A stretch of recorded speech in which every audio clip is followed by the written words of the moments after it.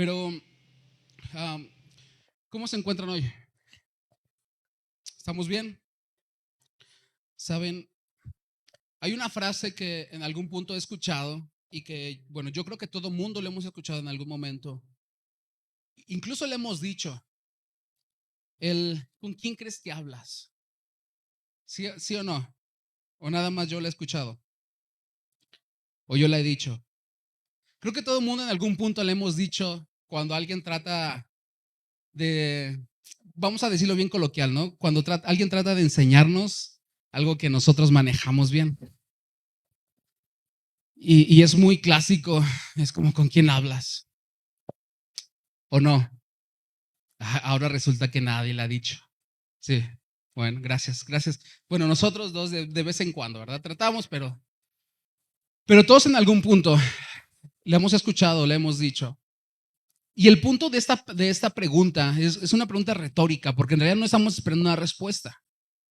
Simplemente es recordarle a la persona que muy probablemente la información que nos está brindando ya la tenemos, o lo que nos está pidiendo sí lo podemos hacer, ¿sí o no?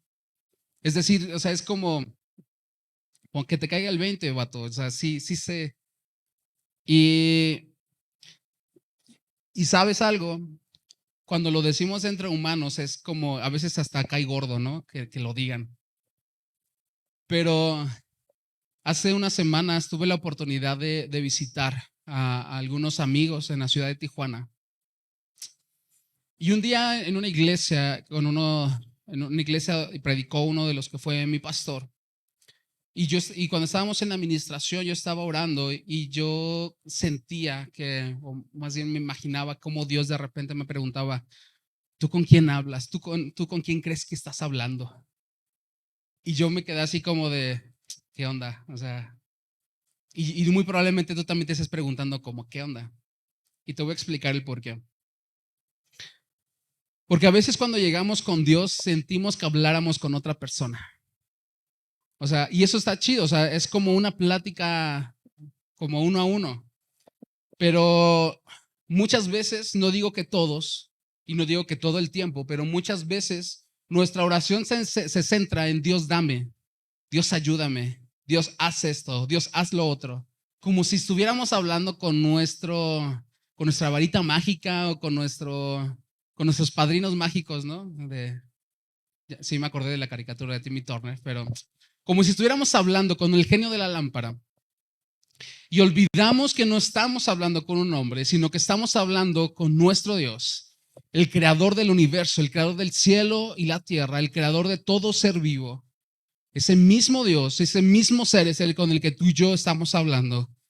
Y entonces, si sabemos y entendemos con la grandeza del ser con el que estamos intercambiando palabras, entonces, ¿por qué? Porque tu oración y la mía de repente puede ser tan pequeña o inclusive puede ser tan incongruente. ¿Sabías que tú y yo muchas veces oramos de manera tan incongruente? Y justamente es ahí cuando Dios diría como, hey, ¿con quién estás hablando? ¿Te estás ahogando en un vaso de agua cuando yo soy el que abrió el mar? Y eso es lo que quiero que empecemos a entender hoy. Muchas veces le pedimos cosas a Dios, pero vivimos en dirección opuesta a lo que estamos pidiendo. Queremos bendición, pero no queremos ser ordenados. Queremos sanidad, pero no queremos cambiar. Queremos paz, pero seguimos amando el chisme, el conflicto, la murmuración. Y esta mañana vamos a tocar algunos puntos en los cuales muchas veces nuestra oración es incongruente, para que entendamos en realidad con quién estamos hablando. Amén. Así que no se vale enojarse. Bueno, sí se vale, pero después te tienes que contentar con un cafecito. Dice, punto número 1, que muchas veces nosotros oramos y yo tengo que ser vulnerable. Yo entro también en esta categoría. Oramos por salud, pero no cambiamos hábitos. Salmo 6:2 dice: ten piedad de mí, oh Señor, porque desfallezco. Sáname, Señor, porque mis huesos están en agonía. Muchas veces somos como David. Cuando estamos desfalleciendo, cuando estamos muriendo, entonces ya levantamos nuestra voz y le decimos: Señor, sáname, porque ya de plano ya no puedo. Los doctores ya no pueden con esto. He gastado mucho en medicinas, o a veces ni siquiera tengo para la medicina, no tengo para el doctor. Sáname. Y no está mal, porque Dios quiere que tú y yo seamos sanos, ¿sí o no? Yo creo que Dios quiere que su pueblo sea sano, productivo, que sea feliz. Pero ¿sabes algo? Pedimos sanidad cuando tus hábitos y mis hábitos siguen destruyendo nuestro cuerpo. ¿No te parece incongruente? Y te dije, aquí nos va a tocar pedrada a todos. ¿Cuántos nos gusta la coca todavía, la Coca-Cola? Yo todavía me cuesta trabajo dejarla, ¿sí? ¿O no? No. Y la Coca-Cola es lo más destructivo que quieres limpiar sarro, échale coca. Es de lo más, es azúcar, es un montón de. Y para acabarla, ¿sabías que para producir la Coca-Cola se tienen que gastar miles de litros de agua potable? Agua que ya se nos está acabando, por si no lo sabías. Pero a las grandes compañías, ¿qué les importa? ¿No? ¿Cuántos le pedimos a Dios que nos ayude con nuestro sobrepeso? Pero ¿qué crees? La tortillita, el pancito, la falta de ejercicio siguen sin estar en nuestra vida. ¿Y es culpa de Dios? Claro que no. Son culpa de nuestros hábitos. Ahora hay un tema sumamente preocupante: el azúcar. El azúcar ya ni siquiera es algo que afecta a personas adultas, es algo que está afectando a niños, a adolescentes, a jóvenes. ¿Y cuántos en algún punto, cuando eso llega a pasar, yo he visto de primera mano cómo tienen que cambiar todo, todo, todo, todo, lo que comen, incluso el cómo viven, porque también su energía y su manera de, y sus emociones va mermándose por esta enfermedad? Porque ¿qué crees? Esta enfermedad no te mata, simplemente te come vivo. Empieza a comerte cada parte de tu cuerpo y puedes morir de un chorro de cosas, menos de eso. Entonces, eso es como de lo más notorio, pero sabes, también está comprobado científicamente que el estrés, la ansiedad, la culpa, la falta de dormir, la falta de descanso, suprime nuestro sistema inmunológico. Que es tu sistema inmunológico lo que te mantiene sano. Entonces, si todo el tiempo estás enfermo, no pienses que es porque Dios no te sana o porque el chamuco ya tiene una guerra comprada contigo. No, ni te topa. ¿Qué crees? Son tus hábitos. Muy probablemente sean nuestros hábitos lo que en realidad está impidiendo que la sanidad obre en nuestro cuerpo. Y entonces es ahí donde entendemos que es incongruente. ¿Por qué? Porque día a día le pedimos a Dios: sana mi cuerpo, pero ¿qué crees? Sigo siendo el mismo corajudo, el mismo que se estresa por todo, el mismo que no quiere soltar el resentimiento o la culpa, no quiere perdonar a los demás. Déjame decirte, tú nunca serás sano. Y no porque Dios no pueda, es porque en realidad Él no puede sanar algo que tú constantemente estás echando a perder. Muchas veces no creemos que sea importante lo interior. Jesús no solamente sanaba el cuerpo, también enseñaba a vivir diferente. ¿Alguien se acuerda de lo que pasó en el estanque de Bethesda? ¿Sí? Después de sanar a esta persona que llevaba, si no mal recuerdo, 40 años esperando el poder llegar cuando el ángel tocara, nunca pudo. Jesús lo sanó y después de eso se le encontró en el templo. Y Jesús le dijo: ve y ya no peques más, porque no vaya a ser que algo peor te suceda. Jesús en este momento estaba diciendo: sané tu cuerpo, pero tu interior también tiene que mantenerse limpio. Tu ser tiene que mantenerse limpio. Si no, entonces la enfermedad va a regresar. ¿Cuántos de nosotros en realidad estamos pidiendo un milagro sin un cambio de estilo de vida? Nuestro milagro de sanidad no tiene que ver solamente con lo inmediato, tiene que ver con el cambio de nuestro estilo de vida. Y te digo, yo soy de los primeros que cuando estaba haciendo esta predicación lo entendía, porque muchas veces, y creo que más los hombres, dejamos nuestra salud al último. Porque no, hay que trabajar, hay que hacer esto, hay que hacer lo otro, tenemos las cuentas, pero el cuerpo también es parte es el templo y morada del Espíritu. También tenemos que entender esa parte. Así que nosotros tenemos que, si en algún punto queremos sanidad, tenemos que cambiar nuestro estilo de vida, nuestros hábitos. Y déjame decirte algo, si tú crees que no es tan importante la sanidad, ¿sabías que también influye en tu estado espiritual? ¿Sí o no? ¿Cuántas veces también en esa semana incluso lo estaba reflexionando un poco más? Nuestro cuerpo se va acabando, nuestras energías se van agotando. A pesar de que quisiéramos servirle a Dios como antes, ya nuestro cuerpo va diciendo, detente un poco. Nuestra energía se va acabando, los dolores siguen aumentando y aún así creemos que no es importante. Debemos de entender que para servirle a Dios de una manera eficiente también tenemos que cuidar nuestra salud. Así que nuestra oración de ahora en adelante sí que sea pidiendo salud, claro, siempre pídela creyendo porque la recibirás, pero haciendo cambios, pequeños cambios. Deja el refresco, empieza a ser más activo y ya tengo toda una lista de cosas que me dice mi mamá. Así que la primera oración incongruente que muchas veces hacemos es acerca de la sanidad. Segundo punto de oraciones incongruentes.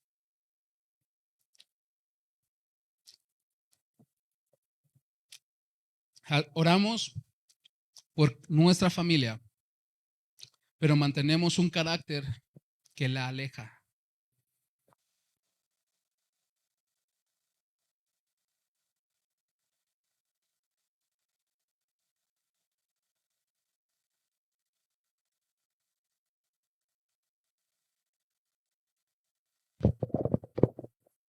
Como que se quería morir el micrófono. Oramos por nuestra familia, pero mantenemos un carácter que la aleja. Y vosotros, maridos, vivid con ella sabiamente para que vuestras oraciones no tengan estorbo. Este versículo o estos versículos de Pedro, está en primera de Pedro 3. Nos encantan a los hombres porque los primeros versículos hablan acerca de lo que la mujer tiene que hacer, respetar, deshacer, o sea, todo lo que nos encanta, pero este versículo en específico le está hablando a los hombres. Pero evidentemente vamos a aplicarlo a todos. O sea, está hablando a los hombres, está hablando acerca de que también hay oraciones que no suben porque nuestro carácter está estorbando, porque dice claramente para que nuestras oraciones no tengan ¿qué? Estorbo. Queremos un matrimonio, vamos a hablar de la familia en general, matrimonio, hijos, todo, pero ahorita empecemos sobre el matrimonio. Queremos un matrimonio fructífero, un matrimonio exitoso, pero seguimos gritando, seguimos cerrados a la comunicación, seguimos trayendo problemas del pasado al presente, seguimos manteniendo nuestro carácter orgulloso y soberbio, y pues evidentemente eso nunca va a cambiar. La empatía y la comunicación afectiva son base para que todo vínculo humano sea sano. Eso es independientemente si es familia o amistad. Esta es la base para que las relaciones humanas sean sabias y sean exitosas. El amor es paciente y es benigno. Dios no puede transformar hogares en donde reina el orgullo. Si tú te has preguntado en algún punto por qué tu casa, por qué tu matrimonio, por qué tu entorno familiar no cambia, es muy probable que tenga que ver algo interno y no externo. Porque siempre estamos orando por lo externo.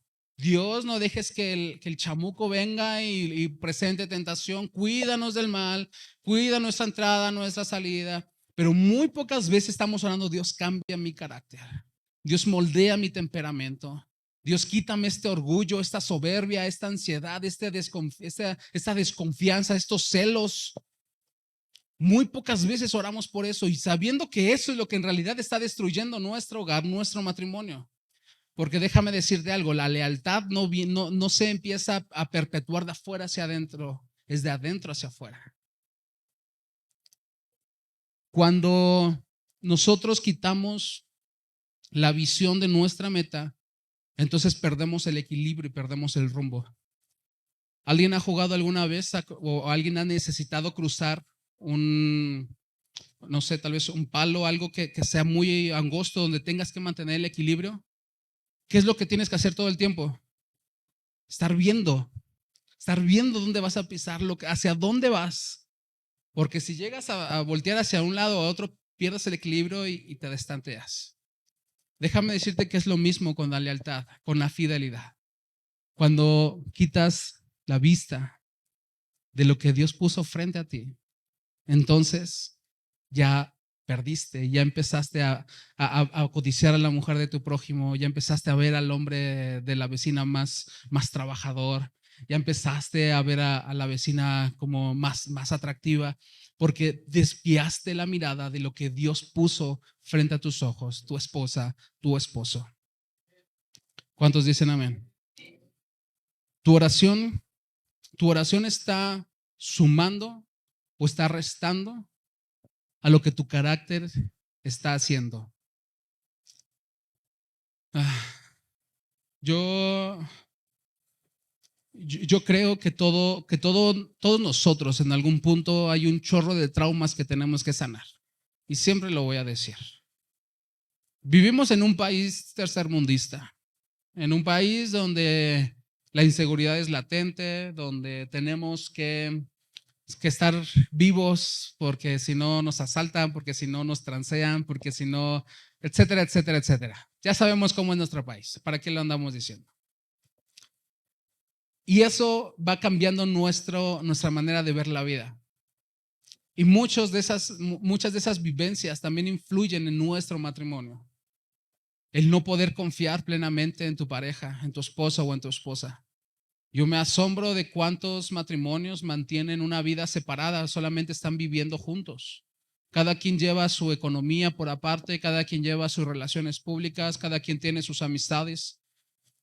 Y al mundo eso le parece normal, pero eso es antibíblico.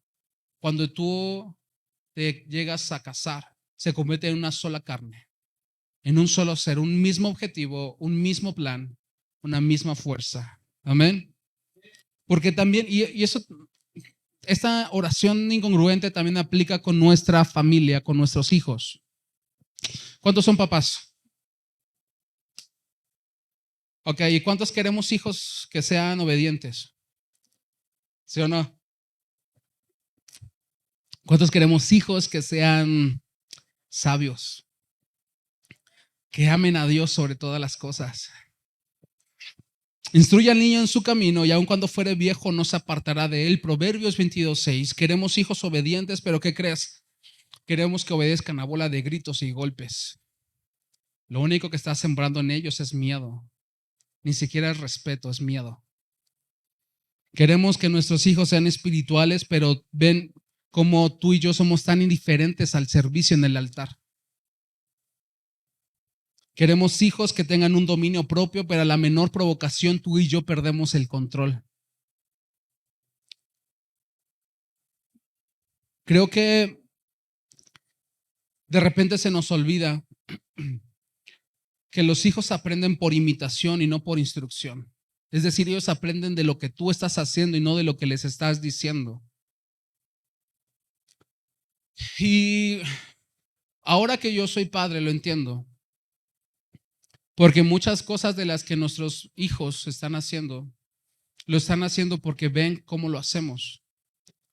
Y quisiera que solamente vieran lo bueno. Pero ¿qué crees? También ven de repente cuando mi carácter no es controlado y moldeado como Dios quiere.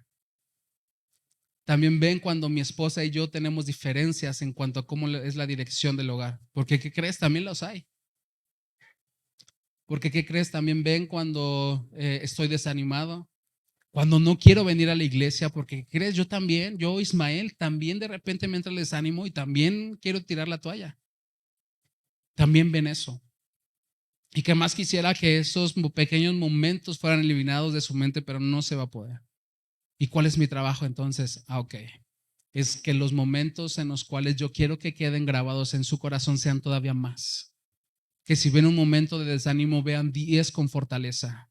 Cuando ven un momento en el cual mi esposa y yo tal vez no tengamos la misma claridad en cuanto a decisión, que vean otros 100 en cuanto a cómo nos amamos y cómo nos respetamos. Si ven que en algún punto ya no quiero venir a la iglesia, que vean años viniendo de servicio. Pero muchas veces queremos que nuestros hijos hagan lo que decimos y no lo que hacemos. Y así no funciona. Pero ¿qué crees? Esto no solamente se basa a los chiquitos. ¿Cuántos adultos todavía tenemos la bendición de contar con nuestros padres? Es una bendición. Por si no lo sabías, es una bendición. Y ahí te va lo chido. ¿Y cómo los tratamos? ¿Cómo les hablamos? ¿Cómo los respetamos? Porque ¿qué crees? También tus hijos ven eso. ¿Cómo le hablas a su abuelito? ¿Cómo le hablas a su abuelita? ¿Cómo le obedeces? ¿Cómo intercambian opiniones? Eso es algo que tenemos que entender siempre también. No solamente nuestro carácter tiene que ser moldeado, sino también nuestras decisiones. Ayer tenía la oportunidad de platicar con una hermana. Ella me preguntaba que por qué, qué onda con mi vida, que me veía distinto. Y yo le decía, todo bien. Y me dijo, no, no es cierto. Y y yo le comentaba ir como rápidamente algo que estaba pasando en mi vida. Y después le expresaba, mi carácter se ha ido moldeando a través de los años. Y hay cosas en las que todavía sé que Dios tiene que seguir obrando y yo tengo que seguir obrando, yo tengo que seguir poniendo el dedo en el renglón. Y una cosa que hasta ahorita hice es que cuando hay un mar de cosas en mi interior, en mi cabeza, cuando las emociones están todas ofuscadas, no sé si te ha pasado, cuando todo se te junta, ¿no? Parece que nada está saliendo bien, cuando sientes que nomás no es la salida, es ahí cuando me vas a ver callado. No diré nada. No estaré, no seré el gozoso, no seré el que hable con medio mundo. ¿Por qué?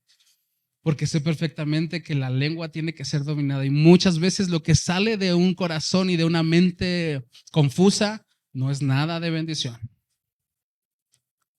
Entonces, si algún día me ves callado, es muy probablemente que haya una batalla en mi cabeza. No es nada personal. No me cae nadie mal. Si alguien me cae mal, nos echamos un café. Si cuando te invito a un café, espántate. No, no es cierto. Pero ¿por qué te digo esto? Porque muchas veces estamos orando para que Dios nos dé unos hijos hermosos, unos hijos obedientes, pero estamos haciendo lo contrario y estamos echando a perder lo que Dios está haciendo con nuestras oraciones. Y no solo con nuestros hijos, también con nuestros padres, también con nuestros hermanos. Y a mí me da, yo creo que lo más complejo de una relación padre-hijo es cuando somos los dos adultos. Porque de repente sentimos los hijos que ya tenemos la barba como para ponernos al tú por tú con nuestro padre. Y no. Déjame decirte que no. No importa la edad que tengas. Sigue siendo tu padre, sigue siendo tu madre. Y hay bendición en guardar respeto, hay bendición en ser leal a tus padres, hay bendición en respetar a tus padres. Y eso lo van a aprender tus hijos. Así que a los adultos que tenemos padres aún, ponte las pilas. Que te caiga el 20, ¿no? Recuerda que tú eres la Biblia que tu hijo está leyendo día a día. Es bonito que leamos la Biblia, pero es mucho más bonito vivirla. Amén. Oramos por un crecimiento espiritual, pero no estamos dispuestos a servir. Siguiente punto. Y les dijo, id por todo el mundo y predicad el evangelio a toda criatura. Marcos 16:15. ¿Cuántos queremos una iglesia viva, una iglesia grande, una iglesia que desparrame amor? ¿Y cuántos estamos dispuestos a invertir nuestro tiempo, nuestro esfuerzo en que eso suceda? ¿Cuántos estamos dispuestos queremos que haya avivamiento, pero no estamos dispuestos a servir? Queremos cosechar, pero no estamos dispuestos a sembrar. Y por eso cuando hay campañas decimos, Dios te bendiga, ahí me cuentas cómo nos va. Nada, no es cierto. Hay un paréntesis enorme, creo que ayer fue una muy bonita experiencia. ¿Cuántos dicen amén? Yo creo que le decía a una hermana en la noche, nos estamos desoxidando, nos estamos ahí como puliendo, como que, sí es cierto, eso es lo que tenemos que hacer. Entonces, recuerda esta parte, el Espíritu Santo no está buscando gente perfecta, Él está buscando gente disponible. ¿Y por qué lo metimos en las oraciones incongruentes? Pues muy fácil, porque muchas veces no estamos dispuestos a hacer iglesia, porque hacer iglesia es salir de nuestra zona de confort. Porque ¿cuántos de nosotros quisiéramos desayunar los domingos barbacoa? ¿No? No porque hace daño. Y justo, ¿no? El punto 1 de salud. Bueno, una vez al mes, una vez al año no hace daño. Y ¿cuántos quisiéramos de repente hacer cosas? ¿Cuántos de repente quisiéramos no hacer nada? Estar en nuestra casa ahí durmiendo.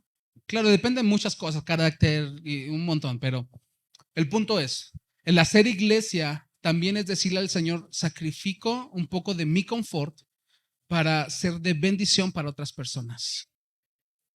Porque el hecho de que nos congreguemos, el hecho de que tú y yo estemos en este lugar es de bendición para ti. Sí es de bendición para ti y para mí, pero también es de bendición para otras personas. Y por medio de hacer iglesia es como vamos transmitiendo la palabra del Señor. El hacer iglesia tiene una connotación mucho más profunda de lo que muchas veces no entendemos. Si tú oras por las almas, asegúrate de también ser quien salgas a buscarlas. Si oramos para que haya conversión, también tenemos que tener la responsabilidad de que nuestra vida refleje a un Dios verdadero. No pidas a Dios que envíe una cosecha si no estás dispuesto a tomar la hoz y levantar esa cosecha.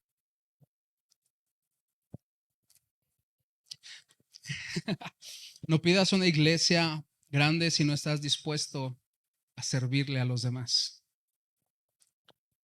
Porque, ¿qué crees?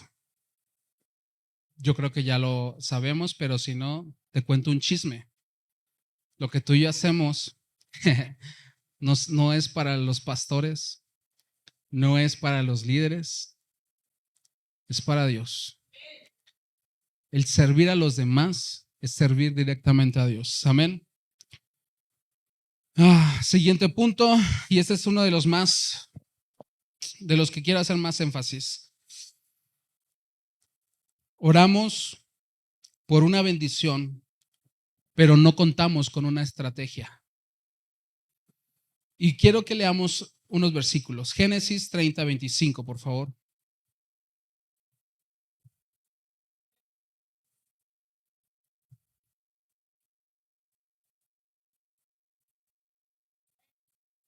La voy a poner en nueva versión internacional. Si la encuentro, pero creo que... Gracias. Y vamos a leer lo que resta del capítulo. Lo vamos a hacer juntos, ¿de acuerdo? Bueno, no juntos. Yo lo leo y ustedes lo leen en su Biblia. Después de que Raquel dio a luz a José, Jacob le dijo a Labán: déjame regresar a mi hogar y a mi propia tierra. Dame las mujeres por las que he servido y mis hijos, y déjame ir. Tú bien sabes cómo he trabajado para ti. Pero Labán le contestó: por favor, quédate. He sabido por adivinación que gracias a ti el Señor me ha bendecido.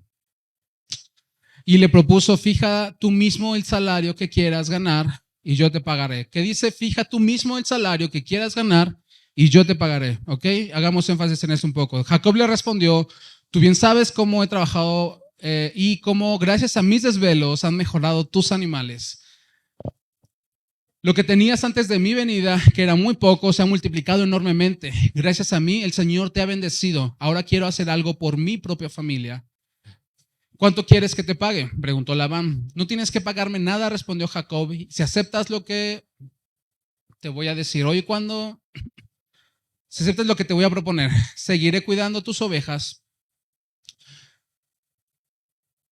Y hoy cuando pase yo con todo tu rebaño, tú irás apardando toda oveja manchada o moteada, y todos los corderos negros y todos los cabritos manchados o moteados, ellos serán mi salario. Así el día de mañana, cuando vengas a controlar lo que he ganado, mi honradez responderá por mí. Si encuentras alguna oveja o cabrito que no sea manchado o moteado, o algún cordero que no sea negro, será que te he robado. Está bien, acordó Labán, acepto tu propuesta. Ese mismo día, Labán apartó todos los chivos rayados y moteados, todas las cabras manchadas y moteadas, y todas las que tenían alguna una mancha blanca, y todos los corderos negros, y los puso al cuidado de sus hijos. Después de eso puso una distancia de 3 días de viaje entre él y Jacob. Mientras tanto, Jacob seguía cuidando las otras ovejas de Labán. Jacob cortó ramas verdes de álamo, de almendro y de plátano y las peló de tal manera que quedaran franjas blancas al descubierto. Luego tomó las ramas que había pelado y las puso en todos los abrevaderos para que el rebaño las tuviera frente cuando se acercaran a beber agua. Cuando las ovejas estaban en celo y llegaban a los abrevaderos, los machos se unían con las hembras frente a las ramas y así tenían crías rayadas y moteadas o manchadas. Y lo que sigue es que tuvo muchas, puso a las más fuertes y tuvo mucho más rebaño que Labán. Así fue como Jacob comenzó su riqueza. ¿Y por qué te cuento esto? Jacob no se quedó esperando que Dios le mandara dinero. Jacob no se quedó esperando como que Dios apareciera a los animales, que de repente llegaran solitos. ¿Podría pasar? Podría ser, porque ¿quién somos nosotros para decir lo que Dios puede o no puede hacer? Pero él él planteó una estrategia, él siguió la estrategia y obtuvo un resultado. Muchos de nosotros siempre estamos orando: Señor, dame prosperidad, Señor, dame ventas, Señor, dame un trabajo, Señor, dame dinero. Pero no tenemos un plan de ventas, no tenemos una estrategia contable. ¿Cuántos de nosotros hemos leído alguna vez un libro de finanzas básicas? Pero queremos que nuestra casa sea próspera. Y tú vas a decir: bueno, ¿y eso qué tiene que ver? Tiene todo que ver. El principio de la bendición es que tú y yo entendamos que tú y yo no somos dueños de lo material. No somos dueños de lo que tenemos, somos administradores. Tú y yo fuimos creados para administrar, para ser reyes y sacerdotes. Sacerdotes eran los que se encargaban de administrar. Ellos no trabajaban de manera física, de manera de manera secular. Ellos, todo el dinero, todas las cosas que llegaban, ellos se encargaban de darles un buen uso. ¿Cuántos de nosotros queremos ser prósperos? ¿Cuántos de nosotros en realidad tenemos sueños, tal vez, anhelos de casa, de tener una casa propia, algún carro, algún viaje? Y no está mal, no está mal. Lo malo es estarle pidiendo a Dios un recurso sin tener una estrategia clara. Y no se nos agüiten, porque todo mundo en algún punto hemos estado en este punto. Y no quiero caer en el clásico concepto de meritocracia, de que todo lo que hagamos tiene que ser remunerado y tenemos que ser exitosos, porque ¿qué crees? Hay muchos aspectos que intervienen en eso. Nuestra educación, la educación pública que tú y yo recibimos, que muchos han recibido, no está enfocada en hacer empresarios, no está enfocada en crear personas que sepan mover el dinero, está enfocada en tener mano de obra barata. ¿Sí lo sabías o no? Y si no lo sabías, déjame decirte, la educación que estamos recibiendo siempre va a estar enfocada en que tú y yo estemos bajo el dominio del gobierno. Suena medio complotista, pero la realidad es que dime cuántas clases de educación recibiste, de educación financiera recibiste en la primaria o en la secundaria o en la prepa o en la universidad. ¿Alguien la ha recibido que no sea específicamente pues su carrera financiera, ¿no? O sea, de tronco común, nadie. Entonces, al gobierno no le interesa que tú y yo sepamos manejar nuestro dinero, a Dios sí le interesa. Porque todo el recurso económico, toda la bendición que llega a tus manos tiene que ser puesta para el servicio del reino. Y no estoy hablando de que la traigas a la iglesia, estoy hablando de que tú hagas lo que Dios te mandó a hacer, porque déjame decirte, y siempre lo voy a repetir, tú no estás aquí por casualidad. Tú estás aquí para cumplir un propósito mayor, algo trascendente. Si tú piensas que tus planes acaban con la muerte, déjame decirte que no has entendido lo que es estar en el camino de Dios. Tú y yo tenemos que buscar trascendencia porque hay una vida después de esto.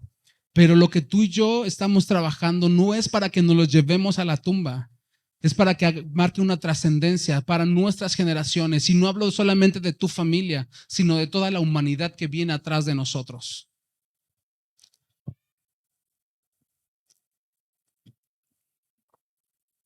Jacob puso una estrategia.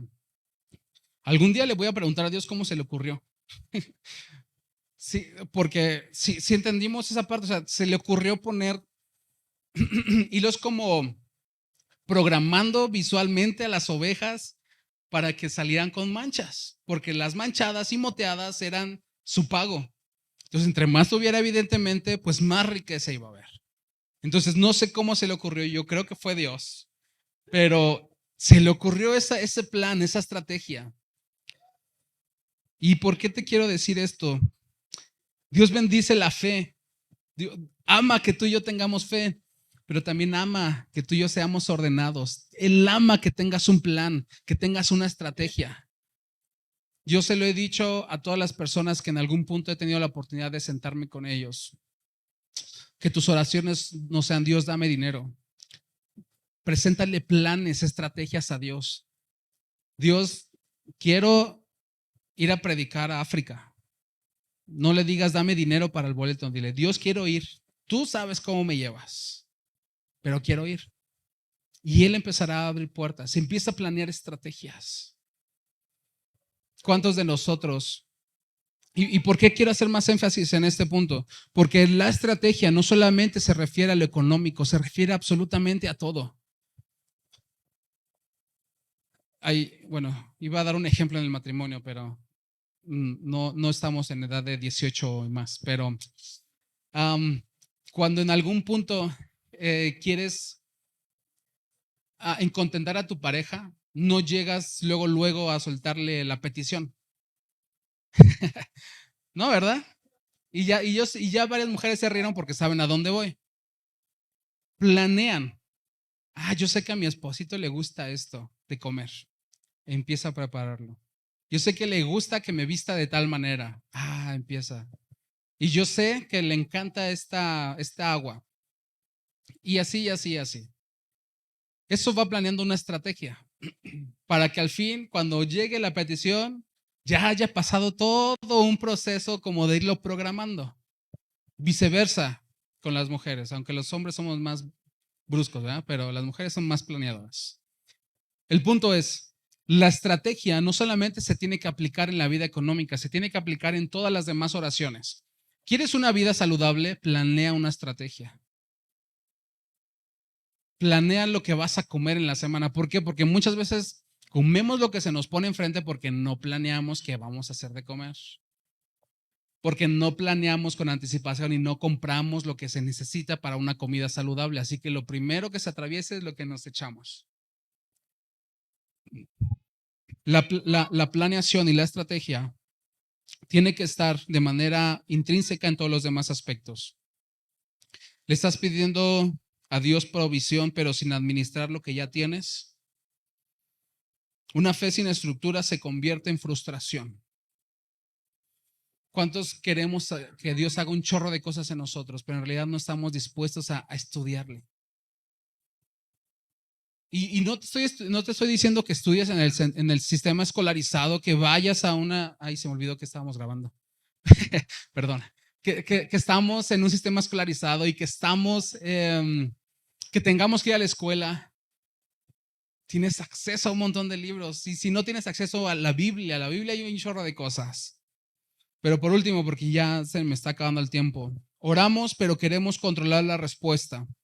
Y esa es la confianza que tenemos en Él, que si pedimos alguna cosa conforme a su voluntad, Él nos oye. No oramos para que Dios haga nuestra voluntad, oramos para que Él nos ayude a alinearnos a su voluntad. Repito, no oramos para que Dios haga nuestra voluntad, oramos para que nosotros nos alineemos a su voluntad. Muchas veces pedimos y queremos dictarle el cómo hacerlo. Y nos enojamos si no nos está respondiendo como queremos. Señor, quiero un carro blanco, último modelo, ¿no? Y que tenga ciertas características. Si Dios te da un carro, porque es lo que necesitabas, pero no es el último modelo y es negro. Y, ay, pero Dios, ¿cómo?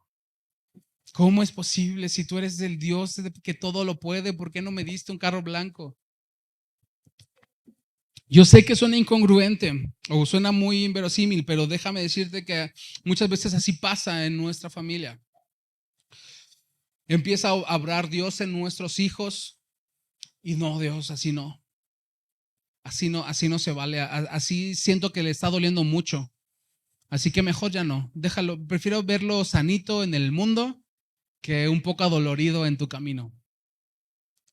Madurez espiritual es rendir el control a Dios y aceptar el proceso. Es decirle, Señor, yo sé que tú estás obrando. Ahorita no estoy entendiendo por qué está pasando esto. Ahorita no estoy entendiendo el por qué tengo que caminar así, pero yo te doy el control de este proceso.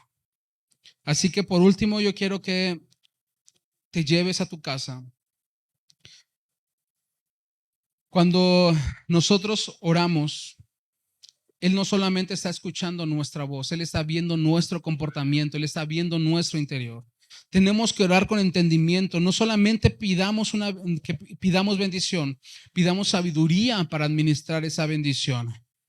No pidamos sanidad si no estamos dispuestos a cuidar nuestro cuerpo y nuestra mente.